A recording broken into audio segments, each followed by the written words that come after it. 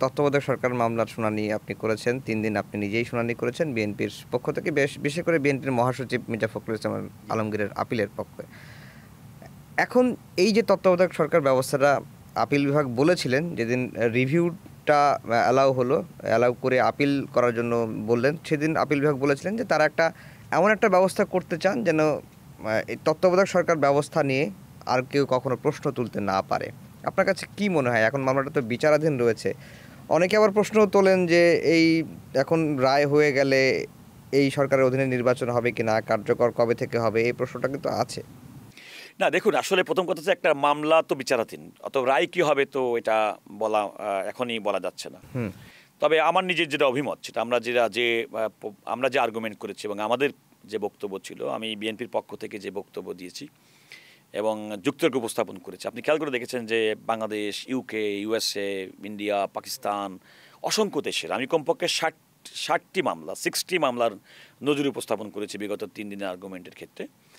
আমার যেটা মনে হয় যে আদালতের সামনে তিনটা পথ খোলা আছে। একটা হচ্ছে বিচারপতি এবিএম খায়রুল হক তার রায়ের মাধ্যমে তত্ত্বাবধায়ক সরকার ব্যবস্থা বাতিল করে যে রায় দিয়েছিলেন, সেই রায়টির যে রিভিউটা তারা অ্যালাউ করতে পারেন। তাহলে সেই ক্ষেত্রে আপনার যে রায়টি ছিল সেই রায়টিটা বাতিল হয়ে যাবে, ওনারা যে রায়টি বেঁধে দিবেন সেই রায়টি বহাল থাকবেন, তত্ত্বাবধায়ক সরকার ব্যবস্থা সংবিধানে ফিরে আসবেন। আর একটা হতে পারেন, ওনারা যদি মনে করেন যে না, আগের রায়টি সঠিক ছিল, তাহলে তো থেকে গেল।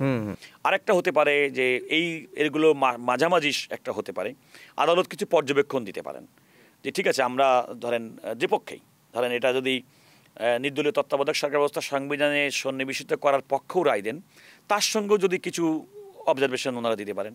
আবার যদি খায়রুল হক সাহেবের রায়টা যদি বহাল রেখে ওনারা যদি আমাদের এই রিভিউ পিটিশনটা যদি রিজেক্ট করে দেন, তাহলেও কিছু পর্যবেক্ষণ দিতে পারে, যেগুলো হয়তো পরবর্তী সরকার কিংবা রাষ্ট্র ক্ষমতায় যারা থাকবেন পরবর্তী সংসদের জন্যে এটা গুরুত্বপূর্ণ হতে পারে। এই 3টি সিচুয়েশন আমি এই ক্ষেত্রে আমি দেখি। আর আপনি যেটা বললেন যে আদালত যেটা বলেছেন, আদালত তো আসলে মামলার প্রসিডিংয়ের মাঝখানে আমাদের কথা, আমাদের যুক্তি তর্কের মাঝখানে অনেক সময় এক্সচেঞ্জ অফ ভিউজ, আমাদের মতামত, আমাদের পারস্পরিক মতামতের ক্ষেত্রে অনেক সময় কথা বলেন।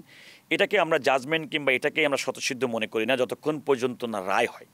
তো আমরা হোপফুল যে হয়তো বাংলাদেশে এই তত্ত্বাবধায়ক সরকার ব্যবস্থা বাতিল হওয়ার পরে বাংলাদেশের নির্বাচনের যে ভয়াবহ অবস্থা, বাংলাদেশের মানুষ ভোটাধিকার পাননি, ভোট দিতে পারেন নাই, সে কারণেই তো মূলত বাংলাদেশের আজকের যে নির্দলীয় তত্ত্বাবধায়ক সরকার ব্যবস্থা, তত্ত্বাবধায়ক সরকার ব্যবস্থা যখন ছিল 96 সালে এবং 2001 সালে মানুষ ভোট দিতে পেয়েছে, 2008 সালে আমার বক্তব্য হচ্ছে এটা অনিয়মিতভাবে সরকার ছিল, এটা আপনি দেখেছেন, আমি বারবার আদালতের সামনে বলেছি।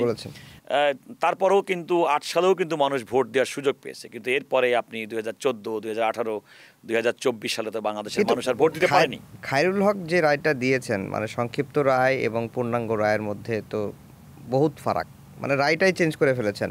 এবং অ্যাটর্নি জেনারেল যেটা বলছিলেন যে খায়রুল হক যে অপরাধটা করেছেন, তিনি দণ্ডবিধির 219 ধারায় একটা অপরাধ করেছেন এবং এই অপরাধের সাজা 7 বছর। আপনার কাছে কি তাই মনে হয় যে তিনি অপরাধ করেছেন? অ্যাটর্নি জেনারেল সাহেব যে বক্তব্য যখন বলেছেন তখন আমি আদালত উপস্থিত ছিলাম, কিন্তু আরেকটা বিষয় কিন্তু আছে, বিচারকরা কিন্তু তাদের জুডিশিয়াল ফাংশনের ক্ষেত্রে অনেক সময় মানে এক্সেম্পটেডও।